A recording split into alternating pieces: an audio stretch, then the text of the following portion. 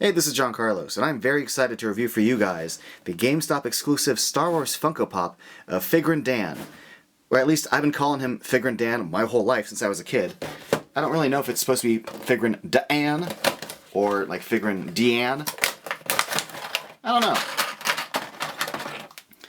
Here he is right outside the box. He comes with one of these little bobblehead stands, which I don't really like, so I'm really glad they're removable.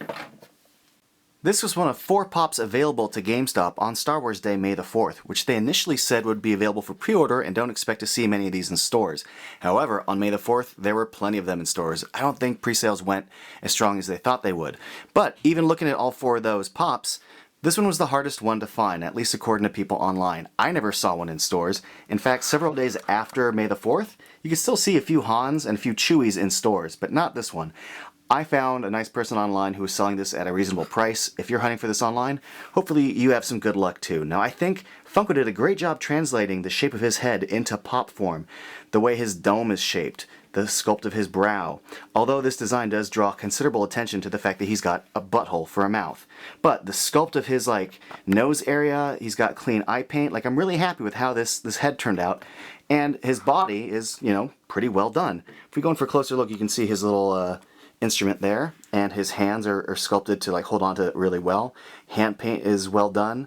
The instrument's got gold and silver paint. The gray paint's all really clean, as is his black upper torso, although there is some sort of drier black repaint going on the side there. Pants are clean from the back. There's a little black paint on the front, but nothing too drastic, not enough for me to get all butthurt about. The boots are clean, so overall the paint designation between everything follows some really clean lines. But I like the pose he's in, I like that he's holding the instrument, and I just think, man, this is a really cool looking pop. I hope they eventually just make the entire Modal Nodes band, because I think they'll all look really cool lined up next to each other. Now, if you are looking for this online, there are some official ways to find it. Forbidden Planet International is offering it overseas, and also GameStop. I guess there's plenty of stock left over, because GameStop.com is selling these on their website for $9.99 plus shipping, so there's some very reasonable ways to get this online if you're still hunting for this. I really like it. If you're a fan, I think you'll be very satisfied. Thanks for watching.